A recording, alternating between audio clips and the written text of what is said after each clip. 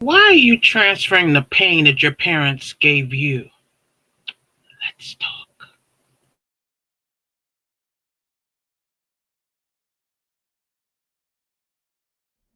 I am your host, Kim B. Miller, Prince William County, Manassas, and Manassas Park, Virginia, Poet Laureate Emerita, author, speaker, facilitator, spoken word poet, haikuist. Let's get into today's subject. Let's get into today's subject. Yes, I laugh at myself too. Yes, this is live. No, I won't be taking any retakes. Whatever mistakes happen, happen. Life is life. Anyway, welcome. This is 17 minutes. Why 17 minutes? I love haiku, which are 17 syllables, so I feel like I should be able to do a podcast in 17 minutes. Anyway, parents, let's talk. You grew up, your parents did something you didn't like, some stuff you disgusted were disgusted with, some stuff you despise, some stuff you just didn't like. Whatever the case may be, whatever word you want to choose, because I know some of y'all are very big on synonyms. Well, that's not me because it wasn't this, wasn't this. Okay, whatever synonym or word you choose to use. Why are you doing that to your kids? Why are you transferring the pain that they transferred to you? Isn't it time you broke that line, that legacy of pain, that legacy of yelling, that legacy of belittling, that legacy of not listening to, whatever the legacy is, isn't it time you broke it? You said it was something you was going to work on. You said way before you had kids, you weren't going to do this to your kids. Yet here you are doing it. Some of you aren't doing it and you're letting your grandparents or your parents do it to your kids. Same church, different pew. Why are you putting your children or child in a position that they should not be in, which you know you didn't like when it happened to you? And some of it, even if it didn't happen to you, you know you don't want it happening to your kids. Why are you allowing it? See, I'm trying to cover all the avenues because some of y'all will just go straight from the back door to the front, through the side door. All doors are covered now. Why are you doing it? So while you spend time running to a door, you could be answering my question. Why are you doing it? Because it's convenient, it's easy, it's familiar. Who If you hated it so much, why would you impose that on somebody else? Chemism, my sayings. Do not turn into what you despise. And some of you have done just that. And then you blame your kid because, oh, now I see what my parents meant. I was just being so difficult. We are in a culture of blaming the victim for how they respond to pain. I'll repeat that. We are in a culture of blaming the victim for how they feel and deal with what we have caused. Accountability has never chased us, so we always win. No accountability, no reason to second guess yourself, no reason to look back. Then you actually blame them like this is a consequence of their action when it's a consequence of your anger. It's a consequence of your past. It's a consequence of nothing to do with them, but everything to do with you. When are you going to change how you parent so it can be effective to the person who's there? Not you when you were 5, not you when, oh, it worked with me. I turned out so good. Did you? Because a lot of us saying how great we turned out didn't turn out that great. A lot of us could use counseling. A lot of us have had counseling. Counseling is not a curse word. Are you parenting or are you bullying? Somehow we have equated obedience with a good child.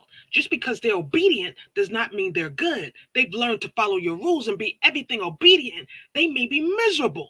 They may be upset. They may be suicidal. But you don't know all that because they're following all your rules and they're obedient. They're getting good grades, so they're obedient. Obedient is not the benchmark that you think it is. Have you ever checked on their happiness? Have you checked that they feel heard? Have you checked that they feel appreciated? I've never had no trouble out of that one. But how do they feel eternally, internally? How do they feel? Uh, are they getting bullied? Do they feel whole? Do they feel appreciated? Do they feel understood? I, I just don't understand how we got so mixed up on what we consider greatness in our children. The one who's disobedient, the one who's arguing with you, the one who always has something to say, may be the very one who has something to say. Maybe they don't hide their pain as good as the quiet one. Maybe they don't hide their bullying, the sexual assault, the things they're going through as good as the quiet one. Or maybe they just are going through something and maybe you're the cause. Maybe somebody in the family is the cause. Maybe they don't feel comfortable telling you because they don't think you believe them. And if it's nothing that catastrophic, they still need to be heard. They need to feel like what they say matters. We are so quick being the authority in the house, we're dismissing their feelings. And when people feel like they don't have feelings and they don't matter, they start to believe you and believe they don't matter and they don't have an opinion. And then you see them with somebody who they shouldn't be dating. Why are you dating them? They're so overbearing. They're so controlling. Ooh, I wonder where they thought that was an acceptable mate. Wonder why they thought that sort of treatment was acceptable. Jeez, no way. Just only if I had a clue as a hmm. Totally drawing a blank right now. And for those of you who think I'm just talking about girls, I'm talking about boys, I'm talking about non-binary, I'm talking about everybody. So stop thinking, well, that's just the girl. No, there are men, boys, non-binary, also in the same position.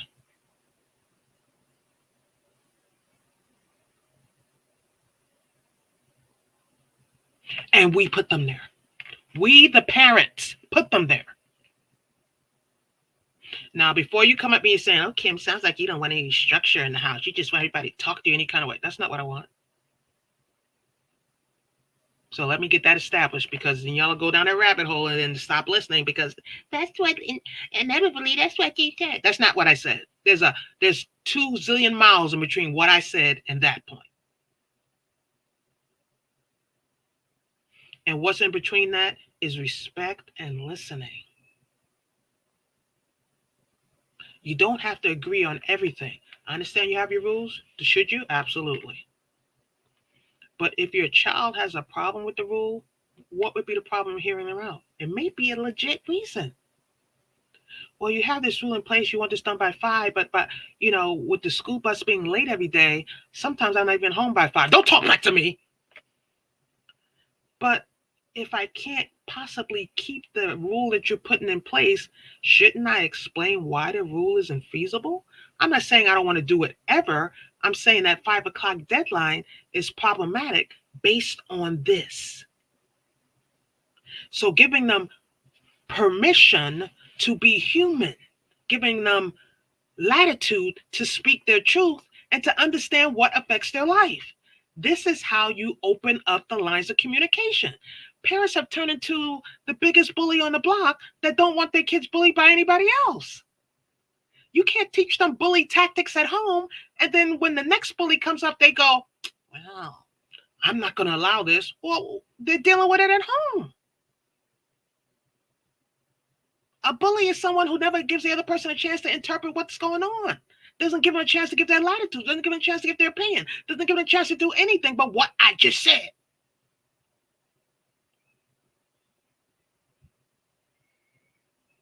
And you see the manipulators out there, the traffickers out there, the people coming for our kids will give them all the time they want.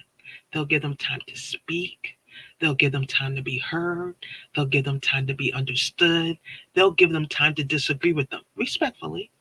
They'll give them all that So that's why when they come out and reach out to some of our kids, they get the opportunity to manipulate them because they give them something that we haven't.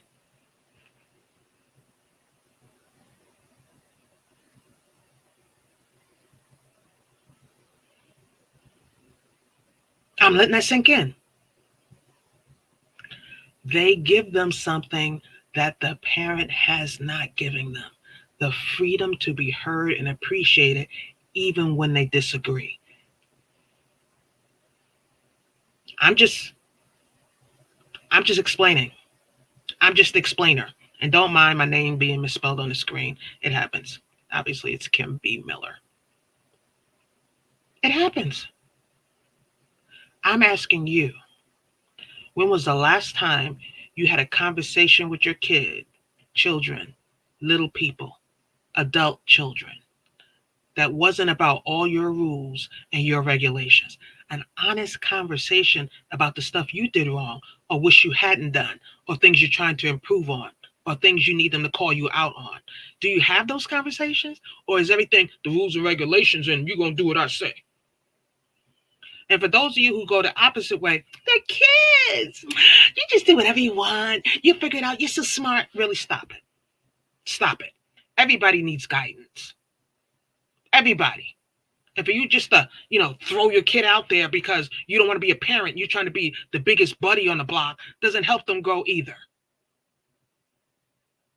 So because you're on the other end of the spectrum does not make you the parent of the year either. Because some of them are going, well, I went to my parent to have a talk, but they're like, just go ahead. Really? And I know some of this is fear because you don't want to tell them the wrong thing to do. But then say that. Kids are smarter than you realize, even the ones who are your adult children now. Having that difficult conversation is better than not having it, because in the absence of truth, people will make up their own story, their own scenario, and their own reasoning. So they'll say, you didn't care, you never cared, and blah, blah, blah. That's why you talk to people and they're like, you never cared. Like, where'd you get that from? I care so much. I never knew that. You never told me that. Well, they should know. How? How? How they gonna know? You do it yourself, parents. In the absence of information, you make up your own scenario. Sometimes they come in late, they walk through the door, you're already screaming, you assume they just ignored your curfew. How dare they, blah, blah, blah. You don't know if they just saw a car accident. You don't know if they were just in an accident. You don't know if their friend just died. You don't know if their friend just attempted suicide. You don't know nothing. In the absence of information, you make up your own scenario. And your scenario normally starts off with disrespect.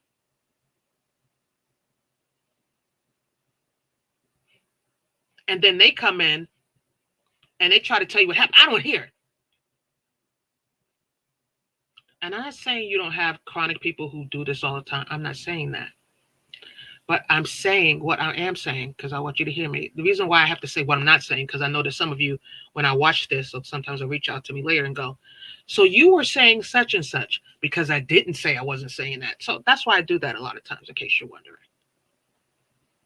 I really need us to focus on progressing as parents and not falling back on the old patterns that our parents used, that we didn't like, felt disrespected on, felt hurt.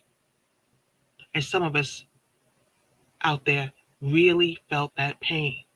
And for some of you, it was just plain abuse. You don't want to call it that. I get it. I'm not trying to put you in a box. I'm not trying to get you to label anything. But I'm trying to get you to understand that just because you survived it doesn't mean it's a good, thriving tool. Whatever parenting you survived doesn't mean it's a parenting tool. And you just repeating it because, well, it's there, and then asking in general for the pattern to be broken or for life to change, but you're not doing anything for the change. That's not how it works. You have to be the one willing to change, and even to go to your children who are older and say, I made a mistake. I was wrong. I shouldn't have done A, B, C. I should have listened to you more. I should have understood that you were trying to A. whatever it is. You being willing to start off with you, looking at you, but you can't apologize for something you don't even acknowledge. Fake apologies are dead. Nobody wants no fake, generic, I'm sorry. What are you sorry for? I'm sorry for whatever you think I did. No, you have to do that self internal work first to see what you did wrong. And then you can work on changing that. And then you can go and ask for an apology. But don't come to nobody with that general, I'm sorry. Nobody wants to hear that.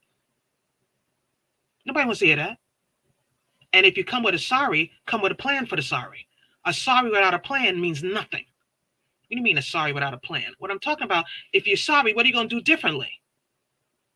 Well, I'm going to try. No, try to miss me. What are you going to do different? What plan are you going to put in place to do things differently? Because if you just got a sorry without a plan, you got nothing. People sick of that. People sick of you. I didn't mean. Yes, you did. You meant it. That's what they're going to say. I'm not saying you meant it. I'm saying that's what they're going to interpret it to be. So if you're genuinely sorry, know what you did wrong and know what you need to do to improve it. Because parents, don't expect that sorry to erase all the pain you caused. Let's be clear. That's just step one. But if you're not willing to look inside, to start here, to say, I need to change because of this, this, and this, there's no point in even approaching your grown up child or your teenager or your little one with any sort of plan because you're going to fall back on what you've always done. And that's just going to be a temporary sorry, and they're going to be waiting around the corner for old you to show up. It's time for you to decide if you're going to make a change. Only you can do it. It's time to get serious.